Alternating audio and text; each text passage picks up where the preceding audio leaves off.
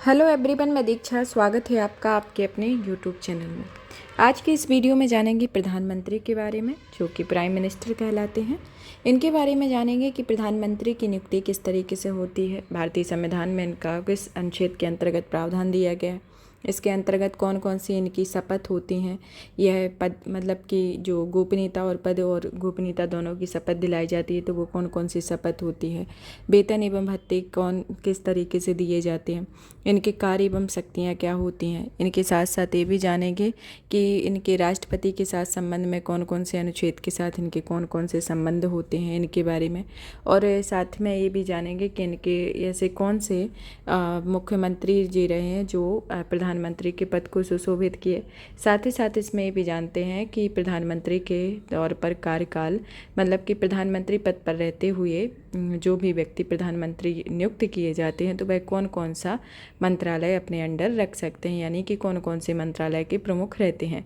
जैसे आपने देखा होगा कि प्रधानमंत्री अपने अंडर में 3-4 मंत्रालय रहते हैं, तो आप भी इसमें बताएंगे कि कौन कौन से मंत्रालय के अंतर्गत रहते हैं। तो आज की इस जो वीडियो है इसके अंतर्गत आपको प्रधानमंत्री के बारे में विस्तृत में परिचर्चा की जाएगी।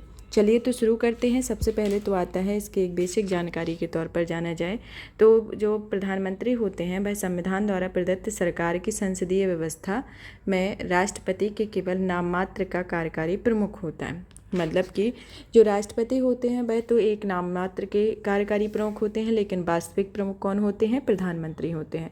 और एक तरीके से दूसरे शब्दों में कहा जाए तो राष्ट्रपति राज्य का प्रमुख होता है जबकि प्रधानमंत्री सरकार का। तो ये क्या किस तरीके से दिया गया है कि राष्ट्रपति जो होते हैं केवल नाम मात्र के कार्यकारी प्रमुख होते हैं, लेकिन जो प्रधानमंत्री होते हैं उनके पास वास्तविक कार्यकारी शक्तियाँ होती हैं। और एक तरीके से कहा जाए तो राष्ट्रपति राज्य का प्रमुख होता है, लेकिन प्रधानमंत्री जो होते हैं वह सरकार के प्रमुख होते हैं। चलिए तो जानते हैं इनकी नियुक्तियों के बारे में कि प्रधानमंत्री की नियुक्ति किस तरीके से की जाती है। प्रधानमंत्रियों की नियुक्ति के संदर्भ में बात की जाए तो प्रधानमंत्री की नियुक्ति को भारतीय संविधान में इसकी कोई विशेष प्रक्रिया नहीं दी गई है। मतलब कि इनकी नियुक्तियों से रिलेटेड कोई विशेष कोई प्रावधान तो नहीं दिया गया है, लेकिन अनुच्छेद 75 में केवल यह कहता है कि राष्ट्रपति प्रधानमंत्री की नियुक्ति करेगा। हालांकि इसका अभिप्राय यह नहीं होता है कि राष्ट्रपति किसी भी व्यक्ति को प्रधानमंत्री नियुक्त करने के लिए स्वतंत्र होगा। सरकार की संसदीय व्यवस्था के अनुसार राष्ट्रपति लोकसभा में बहुमत प्राप्त दल के नेता को प्रधानमंत्री नियुक्त करता है। तो जिस वो लोकसभा में बहुमत प्राप्त होता है उसी के दल को प्रधानमंत्री नियुक्त किया जाता है। और यदि लोकसभा में कोई भी दल स्पष्ट बहुमत नहीं मिलता है तो राष्ट्रपति प्रधानमंत्री की नियुक्ति में अपनी व्यक्तिगत विवेक स्वतंत्रता का प्रयोग कर सकता है। मतलब कि दो सिचुएशन होती हैं। कैसी? एक सिचुएशन तो ये होती है कि जब अगर आप जैसे प्रधानमंत्री किसी दल को, जैसे कि आपका भी हाल ही में ये चुनाव हुआ है तो उसमें आपका एक इंडिया गठबंधन है, एक एनडीए गठबंधन है। तो ये दो गठबंधन की बात की जाए, दो का ही एग्जाम्पल लेते हैं। तो अगर एनडीए गठबंधन को इसमें स्पष्ट बहुमत के साथ एक बहुमत की सरकार बन जाती है तो इनको कोई मतलब कि इनको नियुक्त करने के लिए कोई सलाह की ज़रूरत नहीं रहेगी। मतलब कि जिस तरीके से ये प्रक्रिया चली है तो उसमें स्पष्ट बहुमत हो जाएगा तो प्रधानमंत्री नियुक्त कर देंगे राष्ट्रपति।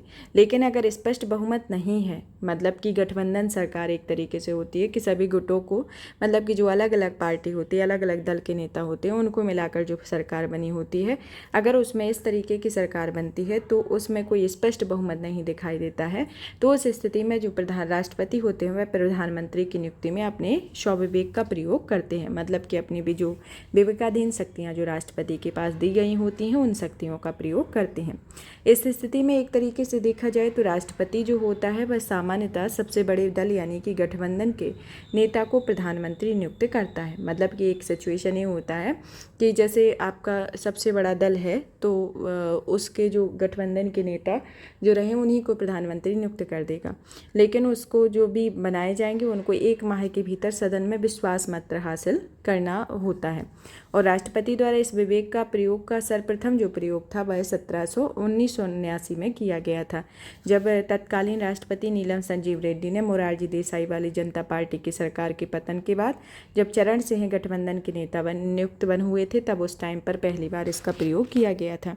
अभी ये इसके कारण से इम्पोर्टेंट हो गया है क्योंकि अभी हाल ही में भी इसी तरीके की जो 2024 का चुनाव हुआ है, तो इस टाइम पे भी इसी तरीके की एक देखने को मिल रहा है कि शायद गठबंधन की सरकार बनेगी या इस तरीके की सरकार बनेगी, तो उसके कारण ये वाली चीज़ें देखने को मिल रही हैं। तो आपको ये चीज़ याद रखना है कि पहली बार गठबंधन की सरकार किसके समय में बनाई गई, तो वो राष्ट्रपति उस टाइम पे नीलम संजीव रेड्डी थे, और फिर उसी टाइम पे जो चरण से हैं जो गठबंधन के नेता थे उन्हें प्रधानमंत्री नियुक्त किया गया था।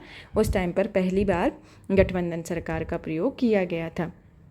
फिर एक और स्थिति तब होती है जब राष्ट्रपति प्रधानमंत्री के चुनाव व नियुक्ति के लिए अपना व्यक्तिगत निर्णय लेता है। मतलब कि जब राष्ट्रपति जो होते हैं वह उनके चुनाव के लिए एक व्यक्तिगत निर्णय लेते हों, और जब प्रधानमंत्री की या फिर अचानक मृत्यु हो जाए, मतलब कि जब प्रधानमंत्री की कोई अचानक मृत्यु हो जाए या फिर कोई स्पष्ट उत्तराधिकारी ना हो, तब ऐसी स्थिति होती है। अब इसका एग्जाम्पल के तौर पर देख सकते हैं कि जब प्रधानमंत्री इंदिरा गांधी थी, तो उस टाइम पर इंदिरा गांधी की हत्या हो गई थी 1984 में। तब तत्कालीन राष्ट्रपति उस टाइम पे ज्ञानी जेल सिंह थे, तो ज्ञानी जेल सिंह को ने राजीव गांधी को प्रधानमंत्री नियुक्त कर दिया था, जो कि कार्यवाहक प्रधानमंत्री नियुक्त करने की प्रथा को उन्होंने अनदेखा किया था एक तरीके से। बाद में कांग्रेस संसदीय दल ने सर्वसम्मति से उनको अपना नेता चुना, और निवर्तमान प्रधानमंत्री की मृत्यु पर सत्ताधारी दल का एक नया नेता चुनता है, और राष्ट्रपति के पास उसे प्रधानमंत्री नियुक्त करने के अलावा कोई अन्य विकल्प नहीं होता है। तो ये राष्ट्रपति के पास स्वविवेक पर निर्भर करता है कि अगर राष्ट्रपति प्रधानमंत्री को चुनाव या नियुक्ति के लिए अपना व्यक्तिगत एक तरीके से निर्णय होता है कि प्रधानमंत्री की अचानक मृत्यु हो जाए या फिर कोई स्पष्ट उत्तराधिकारी नहीं मिलता है, तो प्रधानमंत्री अपने शक्ति का प्रयोग करके इस तरीके से प्रधानमंत्री नियुक्त करते हैं। अब इसके बारे में एक ये जान लेते हैं कि भारतीय संविधान के अनुच्छेद 75 के क्लॉज 1 में कहा गया है कि प्रधानमंत्री की नियुक्ति राष्ट्रपति अपने अन्य मंत्रियों की नियुक्ति राष्ट्रपति प्रधानमंत्री की सलाह पर करता है। मतलब कि नियुक्ति के लिए एक तरीके से देखा जाए कि प्रधानमंत्री की नियुक्ति राष्ट्रपति करेगा, लेकिन जो अन्य मंत्री होते हैं उनकी नियुक्ति राष्ट्रपति की सलाह पर प्रधानमंत्री करते हैं। और एक तरीके से देखा जाए तो जो राष्ट्रपति होते हैं वह इसके नाम मात्र के कार्यकारी प्रमुख होते हैं, और जो प्रधानमंत्री होते हैं वह वास्तविक कार्यकारी शक्तियाँ प्रधानमंत्री में निहित होती हैं। अनुच्छेद 75 के क्लॉज 2 के अंतर्गत कहा गया है कि मंत्री राष्ट्रपति के प्रसाद पर्यंत पद धारण करते हैं, और यहाँ राष्ट्रपति के प्रसाद पर्यंत का एक तरीके से मतलब होता है कि प्रधानमंत्री के प्रसाद से होता है। जब प्रधानमंत्री अपने मंत्री पद से त्यागपत्र मांगता है, तो यदि वह त्यागपत्र ना दे तो राष्ट्रपति से सिफारिश कर उसे मंत्री से हटवा सकता है। मतलब कि यह प्रधानमंत्री की स्वेच्छा पर डिपेंड करता है कि किसी मंत्री को उस पद पर रहेगा या नहीं रहेगा, तो ये उनके राष्ट्रपति की सलाह से उसे पद से हटवा भी सकता है। तो इस तरीके की ये स्थिति होती है। अब आता है कि जब 1980 में एक तरीके से एक स्थिति हुई थी जब उच्च न्यायालय ने कहा था कि संविधान में यह आवश्यक नहीं कि एक व्यक्ति प्रधानमंत्री नियुक्त होने के पूर्व लोकसभा में अपना बहुमत सिद्ध करे। मतलब कि जरूरी नहीं है कि उसे लोकसभा में बहुमत सिद्ध करना होगा, जिस तरीके से ये बहुमत सिद्ध करने की बात आई थी।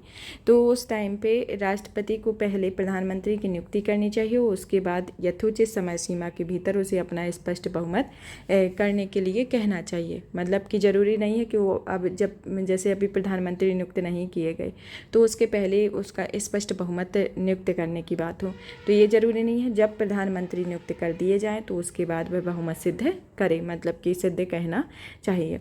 जैसे उदाहरण के तौर पर चरण से हैं 1989, बीपी से हैं 1989, फिर आता है Chandrashekhar 1990, PV Narasimha Rao 1991, Atal Bihari Vajpayee 1996, HD. Deve Gowda 1996, IK. Gujral 1997 और पुनः अटल बिहारी वाजपेयी 1998 इसी प्रकार से प्रधानमंत्री नियुक्त किए गए थे। और 1997 में उच्चतम न्यायालय ने एक निर्णय यह भी दिया था कि एक व्यक्ति को जो किसी भी सदन का सदस्य नहीं है, मतलब कि जब कोई व्यक्ति किसी भी सदन का सदस्य नहीं है तो उसे 6 माह के अंदर प्रधानमंत्री प्रधानमंत्री मतलब कि जब नियुक्त किया जा सकता है, लेकिन इस समयावधि में उसे संसद के किसी भी सदन का सदस्य बनना पड़ेगा, अन्यथा वह प्रधानमंत्री के पद पर नहीं रहेगा। जैसे कि संविधान के अनुसार प्रधानमंत्री संसद के दोनों सदनों में से किसी का भी सदस्य हो सकता है। और उदाहरण के लिए जैसे कि इंदिरा गांधी जो थी 1966 में, देवगौड़ा जो रहे थे 1996, और मनमोहन सिंह जो रहे थे वह 2004 और 2009 में जब प्रधानमंत्री मनमोहन सिंह जी थे, तो उस टाइम पे यह राज्यसभा के सदस्य थे। और दूसरी ओर देखा जाए तो ब्रिटेन में प्रधानमंत्री को निम्न सदन यानी कि हाउस ऑफ कॉमन का सदस्य होना चाहिए। तो ब्रिटेन में ये व्यवस्था है, लेकिन भारत में एक तरीके से ये व्यवस्था है कि अगर कोई भी, जैसे उच्चतम न्यायालय के द्वारा ये निर्णय दिया गया था कि कहा था कि किसी भी व्यक्ति को जब सदन का सदस्य नहीं है तो उसे 6 माह के अंदर प्रधानमंत्री नियुक्त किया जा सकता है, लेकिन इस समयावधि मतलब कि उसको 6 महीने का टारगेट दिया जाएगा कि उसके अंतर्गत किसी भी सदन का सदस्य बनना पड़ेगा। और अगर सदस्य बनना पड़ेगा और तभी वह प्रधानमंत्री के पद पर 6 महीने के बाद आगे तक रहेंगे। और अगर नहीं, स्पष्ट बहुमत नहीं मिल पाता है तो फिर वह प्रधानमंत्री नहीं बनेंगे। तो इस तरीके से प्रधानमंत्री की नियुक्ति के संदर्भ में आता है, और ये विभिन्न एग्जाम्पल रहे जिनके संदर्भ में जो पूर्व प्रधानमंत्री बनाए गए उनके बारे में देखा। अब आते हैं हमारे नेक्स्ट टॉपिक इसके अंतर्गत कि शपथ, शर्तें एवं वेतन एवं भत्तों के बारे में, कि प्रधानमंत्री की पद ग्रहण करने से पूर्व या राष्ट्रपति उसके पद गोपनीयता की शपथ दिलवाता है। पद एवं शपथ गोपनीयता की शपथ के बारे में बात की जाए तो चाहता है प्रधानमंत्री कहते हैं कि मैं भारत के संविधान के प्रति सच्ची श्रद्धा और निष्ठा रखूंगा, मैं भारत की संप्रभुता और अखंडता अक्षुण्ण रखूंगा, मैं श्रद्धापूर्वक एवं शुद्ध अंतरण से अपने पद के दायित्वों का निर्वहन करूंगा। तो इसमें प्रधानमंत्री जी कहते हैं। फिर आता है कि इसमें कि मैं भय या पक्षपात या अनुराग द्वेष के बिना सभी प्रकार के लोगों के प्रति संविधान और विधि के अनुसार न्याय करूंगा। तो इस तरीके से ये प्रधानमंत्री शपथ लेते हैं, तब शपथ के दौरान ये शब्दों को कहते हैं। और जब वह गोपनीयता की शपथ लेते हैं तब उस टाइम पे कहते हैं कि मैं ईश्वर की शपथ लेता हूं कि जो विषय मेरे विचार में लाया जाएगा अथवा मुझे ज्ञात होगा उसे किसी व्यक्ति या व्यक्तियों को तब तक के सिवाय जबकि ऐसे मंत्री के रूप में अपने कर्तव्यों के सम्यक निर्वहन के लिए ऐसा अपेक्षित हो मैं प्रत्यक्ष या अप्रत्यक्ष रूप से संसूचित या प्रकट नहीं करूंगा। तो इनके संदर्भ में प्रधानमंत्री जी के द्वारा कहा जाता है, इस तरीके से शपथ दिलाई जाती है। शपथ से रिलेटेड आपका पूछा जाता है कि प्रधानमंत्री जी की क्या शपथ होती है, राष्ट्रपति जी की क्या शपथ होती है, उपराष्ट्रपति जी की क्या शपथ होती है। तो इसमें आपका जो यूपीएससी का एग्ज़ाम होता है तो उनमें शपथ भी आपकी दे दी जाती है, तो आपको उसमें से बताना होता है कि ये किस किस के शपथ के बारे में चर्चा करता है। तो ऐसा ज़रूरी नहीं है कि ये शपथ है तो आपको इग्नोर करना है, आपको इसको भी ध्यान रखना है कि इनमें ये क्या क्या शब्द बोले हुए हैं। अब आता है कि प्रधानमंत्री का जो कार्यकाल एक तरीके से देखा जाए तो वह राष्ट्रपति के मतलब निश्चित तो नहीं है, लेकिन यह राष्ट्रपति के प्रसाद पर्यंत अपने पद पर बने रहते हैं। इसका अर्थ यही होता है कि ज़रूरी नहीं होता है कि राष्ट्रपति किसी भी समय प्रधानमंत्री को हटा सके या प्रधानमंत्री को जब तक लोकसभा में बहुमत हासिल होता है उसे राष्ट्रपति बर्खास्त नहीं कर सकते हैं। और लोकसभा में अपना विश्वास मत खो देने पर उसे अपने पद से त्यागपत्र देना होगा, और अन्यथा त्यागपत्र न देने पर राष्ट्रपति उसे बर्खास्त कर सकते हैं। तो प्रधानमंत्री बने रहने के लिए लोकसभा में एक स्पष्ट बहुमत होना चाहिए, तभी आपका राष्ट्रपति भी कोई कुछ भी नहीं कर सकते। अगर आपके पास बहुमत नहीं है या फिर आप विश्वास मत खो देते हैं तो आपको त्यागपत्र देना होगा या फिर उसे बर्खास्त, राष्ट्रपति उनको बर्खास्त कर देते हैं। तो इस तरीके की ये स्थिति होती है। अब आती है इनके प्रधानमंत्री के वेतन भत्तों के बारे में। वेतन भत्ते के बारे में बात की जाए तो प्रधानमंत्री को वही वेतन भत्ते मिलते हैं जो एक संसद के सदस्य को मिलते हैं। संसद के सदस्य के बराबर ही वेतन भत्ते मिलते हैं। इसके अलावा व्यय विषयक भत्ता, यात्रा भत्ता, स्वास्थ्य भत्ता और अन्य सुविधाएं भी इनको प्राप्त होती हैं। और वर्तमान में प्रधानमंत्री का जो मूल वेतन है वह 50,000 प्रति माह है और साथ ही 3,000 का मासिक भत्ता भी मिलता है। मतलब कि उनको मूल वेतन जो है वह 50,000 मिलती है, लेकिन जो मासिक भत्ता होता है, व्यय भत्ता होता है, वह 3,000 रुपये मिलता है। इसके अलावा प्रधानमंत्री को 2,000 की दैनिक दर से 62,000 रुपये प्रति माह का दैनिक भत्ता और 45,000 रुपये का निर्वाचन क्षेत्र का भत्ता दिया जाता है। तो इस तरीके से 2 भत्ते और ऐड किए जाते हैं। इन सभी भत्तों को कुल मिलाकर जो राशि प्रधानमंत्री की मासिक आय की कुल राशि जो होती है वह 1,60,000 प्रति माह है, यानी कि लगभग आपको 20 लाख प्रति वर्ष के रूप में प्रधानमंत्री को ये राशि प्राप्त होती है। और प्रधानमंत्री के कार्यकाल पूर्ण होने के बाद एक निश्चित राशि में पेंशन प्रदान की जाती है। तो जब कार्यकाल पूर्ण हो जाता है तो उन्हें पेंशन के तौर पर भी राशि प्रदान की जाएगी। तो अभी प्रेजेंट में प्रधानमंत्री को कितनी राशि मिलती है? पहले तो मूल राशि में 50,000 रुपये प्रतिमाह है और 3,000 इनको मासिक व्यय के रूप में मिलता है, जिसमें यात्रा भत्ता, व्यय विषयक भत्ता, स्वास्थ्य भत्ता, अन्य सुविधाएं भत्ता जो होते हैं वह अलग से प्राप्त होते हैं। और 45,000 तो इनका निर्वाचन क्षेत्र से भत्ता दिया जाता है और 62,000 प्रतिमाह दैनिक भत्ता होता है और 2,000 दैनिक की दर से प्रधानमंत्री को दिया जाता है। और इन सभी को मिला जुला के देखा जाए तो प्रधानमंत्री की जो मासिक वेतन है वह 1,60,000 प्रतिमाह होती है और एक वर्ष के हिसाब से 20 लाख रुपए के आसपास होती है। और इस तरीके से प्रधानमंत्री के वेतन एवं भत्ते आते हैं। अब आता है प्रधानमंत्री के कार्य एवं शक्तियों के बारे में। प्रधानमंत्री के कार्य एवं शक्तियों के बारे में बात करते हैं तो सब मंत्रिपरिषद के रूप में उनके क्या कार्य होते हैं, राष्ट्रपति के संबंध में क्या कार्य होते हैं, संसद के संबंध में क्या कार्य होते हैं और अन्य शक्तियाँ एवं कार्य इनके क्या होते हैं। तो चलिए एक एक करके इन सब के बारे में देखते हैं। सबसे पहले तो आते हैं कि मंत्रिपरिषद के रूप में प्रधानमंत्री के क्या कार्य होते हैं। केंद्रीय मंत्रिपरिषद के प्रमुख के रूप में प्रधानमंत्री की शक्तियाँ निम्न तरीके से होती हैं। पहला तो ये कि वह मंत्री नियुक्त करने हेतु अपने दल के व्यक्तियों की राष्ट्रपति को सिफारिश करता है और राष्ट्रपति उन्हीं व्यक्तियों को ही मंत्री नियुक्त करता है जिनकी सिफारिश प्रधानमंत्री के द्वारा की गई होती है। मतलब कि एक तरीके से देखा जाए कि अगर कोई व्यक्ति मंत्री बनता है, कोई सांसद को मंत्री बनाया जाता है तो उसे अपने दल के व्यक्तियों के तौर पे प्रधानमंत्री ही उन्हीं व्यक्तियों की सिफारिश राष्ट्रपति से करते हैं, फिर बाद में मंत्री नियुक्त किए जाते हैं। और मंत्रियों को विभिन्न मंत्रालय आवंटित करना और फेरबदल करना होता है और वह किसी भी मंत्री को त्यागपत्र देने और अथवा राष्ट्रपति को उसे बर्खास्त करने की सलाह दे सकता है। वह मंत्रिपरिषद की बैठक की अध्यक्षता करता है तथा उसके निर्णयों को प्रभावित करता है। वह सभी मंत्रियों की गतिविधियों को नियंत्रित निर्देशित करता है और समन्वय रखता है। वह पद से त्यागपत्र देकर मंत्रिमंडल को बर्खास्त कर सकता है।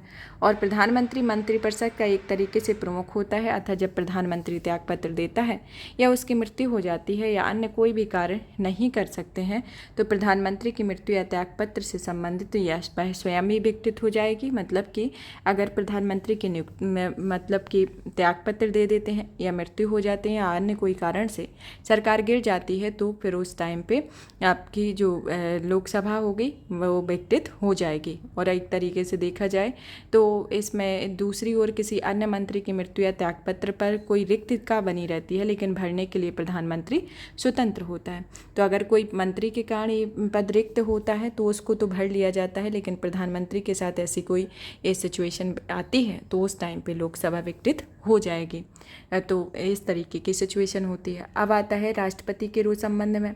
राष्ट्रपति के संदर्भ में प्रधानमंत्री की निम्न शक्तियों का प्रयोग करते हैं, जैसे कि वह राष्ट्रपति एवं मंत्रिपरिषद के बीच संवाद की मुख्य भूमिका निभाता है। उसका दायित्व होता है कि वह संघ के कार्यकलाप के प्रशासन संबंधी और विधान विषयक संबंधी मंत्रिपरिषद के सभी विनिश्चय राष्ट्रपति को संसूचित करे। मतलब कि जो भी संघ के कार्यकलाप मतलब कि जो भी कार्य हैं, प्रशासन संबंधी कार्य हों या विधान विषयक कार्य हों, सभी कार्यों को मंत्रिपरिषद के सभी राष्ट्रपति को संसूचित करेंगे। और संघ के जो कार्यकलाप प्रशासन संबंधी और विधान विषय संबंधी जो राष्ट्रपति जो भी जानकारी मांगे वह उस राष्ट्रपति को देंगे।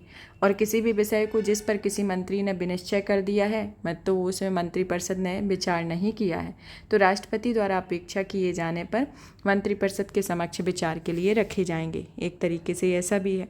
और एक आती है सिचुएशन तब जब राष्ट्रपति को विभिन्न अधिकारियों जैसे भारत के महान्यायवादी, भारत के महानियंत्रक एवं महालेखा परीक्षक, संघ लोक सेवा आयोग के अध्यक्ष और उनके सदस्य, चुनाव आयुक्त, वित्त आयोग के अध्यक्ष एवं उनके सदस्यों एवं अन्य की नियुक्ति के संबंध में परामर्श भी देते हैं। तो ये प्रमुख शक्तियाँ राष्ट्रपति के संदर्भ में होती हैं। अब आती हैं संसद के संबंध में कि प्रधानमंत्री जो होते हैं निचले सदन का नेता होता है। इस संबंध में वह निम्नलिखित शक्तियों का प्रयोग करता है। पहला तो ये कि वह राष्ट्रपति को संसद का सत्र आहूत करने एवं सत्रावसान करने के संबंधी परामर्श देता है। वह किसी भी समय लोकसभा विघटित करने की सिफारिश राष्ट्रपति की कर सकता है। वह सभा पटल पर सरकार की नीतियों की घोषणा कर सकता है। तो ये इसकी संसद के संदर्भ में मतलब कि कोई भी जब सत्र आहूत या सत्रावसान करते हैं तो उसमें परामर्श भी देता है, विघटन से रिलेटेड, जो भी लोकसभा के विघटन से रिलेटेड जो भी प्रक्रिया रहती है उसकी सिफारिश राष्ट्रपति से करता है और सरकार की नीतियों की घोषणा भी इस तरीके से प्रधानमंत्री के द्वारा की जाती हैं। तो ये आपका संसद के संबंध में जो शक्तियाँ हैं वो हैं। अन्य शक्तियाँ एवं कार्यों को देखा जाए तो इसमें 3 मुख्य भूमिकाओं के अतिरिक्त होती हैं, जैसे कि प्रधानमंत्री की अन्य विभिन्न भूमिकाएं। पहला तो कि वह योजना आयोग, राष्ट्रीय विकास परिषद, राष्ट्रीय एकता परिषद, अंतर्राज्यीय परिषद और राष्ट्रीय जल संसाधन परिषद का अध्यक्ष होता है। तो वह कौन कौन से परिषद का अध्यक्ष होता है? एक तरीके से देखा जाए तो अभी योजना आयोग के स्थान पर आपका नीति आयोग हो गया, तो नीति आयोग के अध्यक्ष हैं।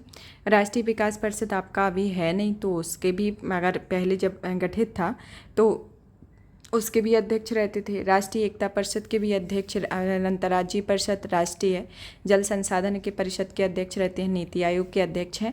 तो इस तरीके से ये इनके अध्यक्ष भी रहते हैं। वह राष्ट्र की एक आपके यूपीएससी में इससे रिलेटेड क्वेश्चन भी पूछे गए हैं कि राष्ट्रपति किन किन पदों की अध्यक्षता करते हैं। जब 4-5 इकट्ठे दे दिए जाएंगे फिर उसमें आपके उस तरीके के ऑप्शन आते हैं।